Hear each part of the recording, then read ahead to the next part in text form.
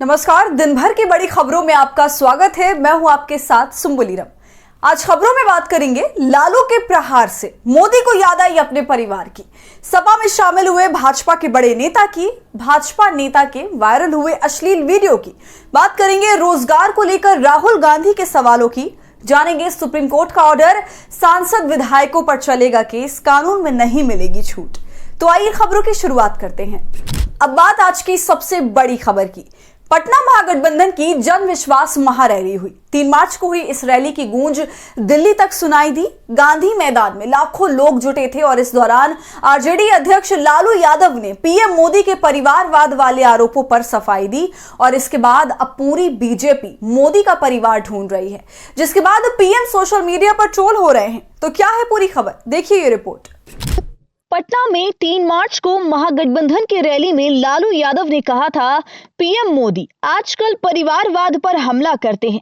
मैं पूछता हूं कि तुम बताओ कि तुम्हारी कोई संतान क्यों नहीं है? उनके पास परिवार ही नहीं है, वो हिंदू नहीं है। हिंदू अपनी माँ के श्राद्ध में दाढ़ी बाल छिलवाता है, लेकिन पीएम मोदी ने ये काम नहीं किया। लालू के ललकार से पीएम मोदी बैकफुट पर दिखाई दिए और सोमवार को उन्होंने तेलंगाना में जवाब देते हुए कहा कि मेरा देश 140 करोड़ देशवासी ही मेरा परिवार है। मैं जब भी परिवारवाद की राजनीति की बात करता हूं तो विपक्ष के लोग कहते हैं कि मोदी का तो कोई परिवार है ही नहीं। इसके बाद भाजपा नेताओं ने सोशल मीडिया पर अपनी डीपी बदलना शुरू कर दिया। अमित शाह, जेपी नड्डा, राजनाथ सिंह, नितिन गडकरी, स्मृति ईरानी, ज्योतिरादित्य सिंधिया, शिवराज सिंह चौहान, मोहन यादव सहित पार्टी के तमाम दिग्गज नेताओं ने प्रोफाइल नेम चेंज कर दिया, अपने नाम के आगे मोदी का परिवार लिख दिया। लेकिन इससे पीएम मोदी ही बैकफुट पर आ गए। सुबह से ही सोशल मीडिया पर गो बैक मोदी ट्रेंड कर रहा था और दोपहर होते हुए #मोदी के गवार टॉप ट्रेंडिंग में आ गया है। लोग ब्रजभूषण शरण सिंह, अजय मिश्रा टेनी, जिन्होंने खुद को मोदी का परिवार बताया, उनके स्क्रीनशॉट लगाकर वायरल कर रहे हैं।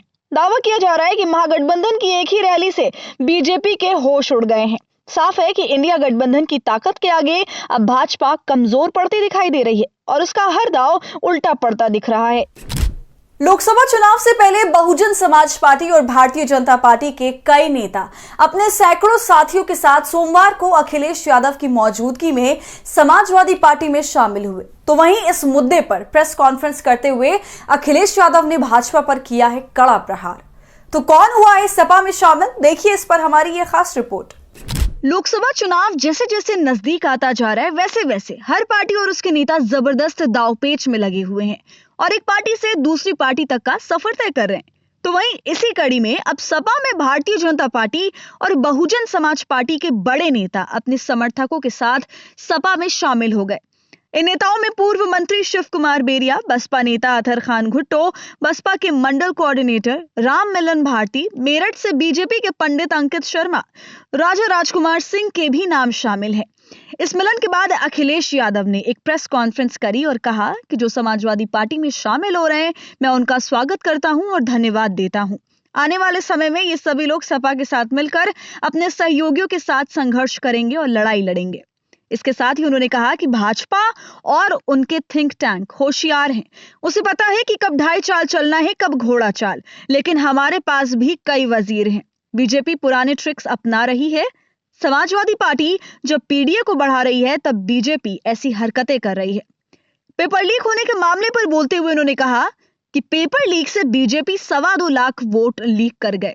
बीजेपी को जनता को जवाब देना चाहिए कि 1 लाख किसान आत्महत्या कर चुका है। आंदोलन के दौरान हजारों किसान शहीद हो गए। यही लोग किसानों के लिए काला कानून ले आए, किसानों का कर्ज माफ नहीं किया, लेकिन बड़े बड़े उद्योगपतियों का कर्ज माफ कर दिया। ये जांच का सवाल है।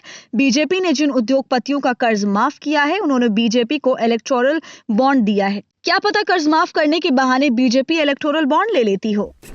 उत्तर प्रदेश की राजनीति में अश्लील वीडियो ने भूचाल ला दिया है।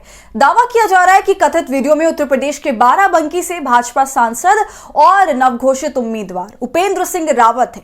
बता दें कि भाजपा ने उपेंद्र सिंह रावत को फिर से अपना उम्मीदवार बनाया है, मगर अब मामला बिगड़ता नजर आ रहा है। तो वहीं वीडियो वायरल होने के बाद कांग्रेस ने भी साधा है निशाना। लोकसभा चुनाव में उत्तर प्रदेश के बाराबंकी विधानसभा क्षेत्र से बीजेपी द्वारा चुने गए उम्मीदवार उपेंद्र सिंह रावत सोमवार को चुनाव लड़ने से मना कर दिया है।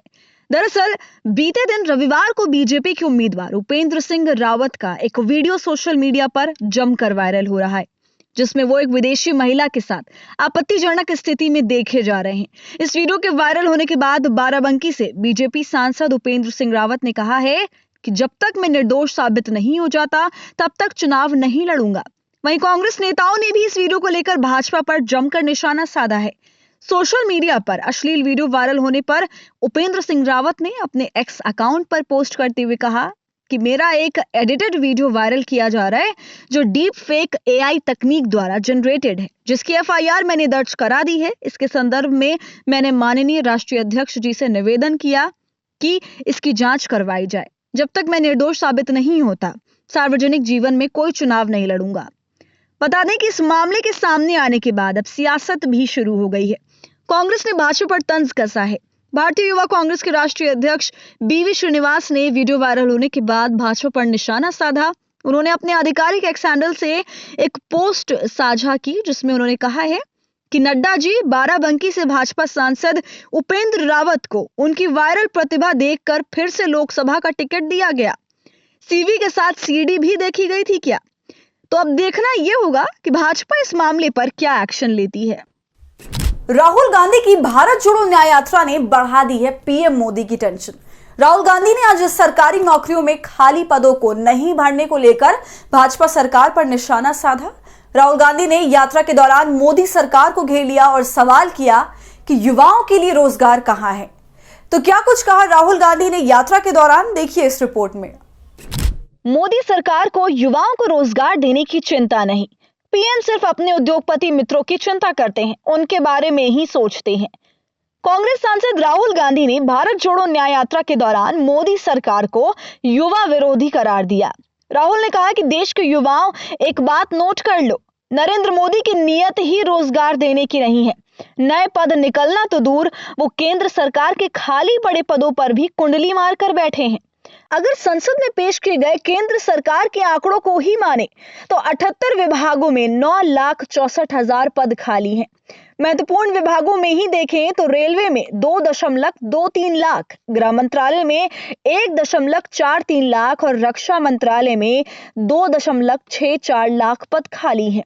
राहुल गांधी ने युवाओं से सवाल किया कि क्या केंद्र सरकार के पास इस बात का जवाब है कि 15 प्रमुख विभागों में 30% से अधिक पद खाली क्यों हैं? झूठी गारंटियों का झोला लेकर घूम रहे प्रधानमंत्री के अपने ही कार्यालय में बड़ी संख्या में अति महत्वपूर्ण पद खाली क्यों हैं?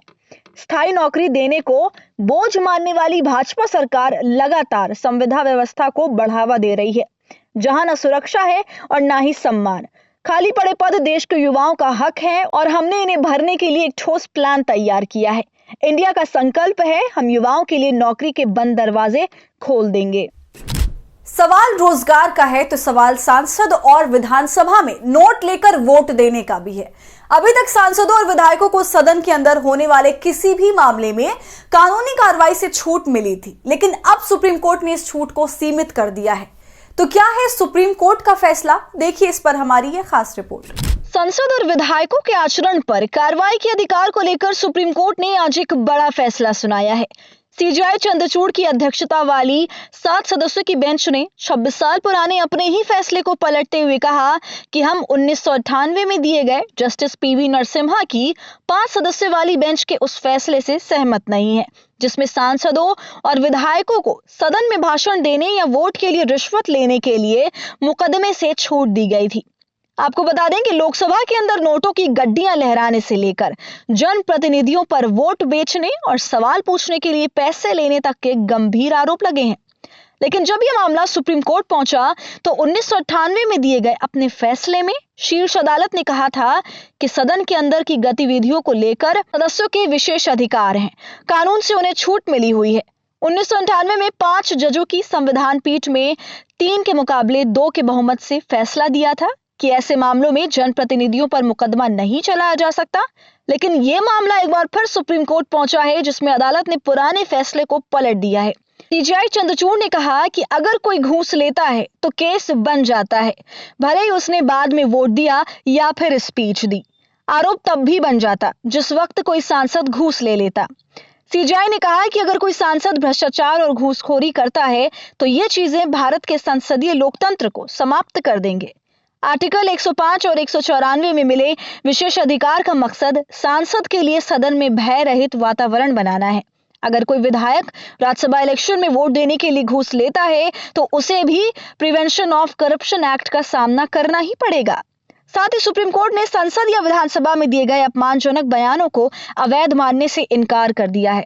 कोर्ट ने कहा कि इस मामले में जनप्रतिनिधियों पर कार्रवाई नहीं की जा सकती है। तो पूरी वीडियो पर क्या सोच रहे हैं आप, हमें कमेंट कर जरूर बताएं। इस वीडियो को लाइक और शेयर करना ना भूलें और हमारे चैनल को सपोर्ट करने के लिए थैंक्स बटन के जरिए हमारा सहयोग करें या फिर ज्वाइन बटन का इस्तेमाल कर हमारी टीम का हिस्सा बनिए। अगर अब तक आपने हमारे चैनल खबर अड्डा को यूट्यूब पर सब्सक्राइब नहीं किया है तो इसे अभी कर लें।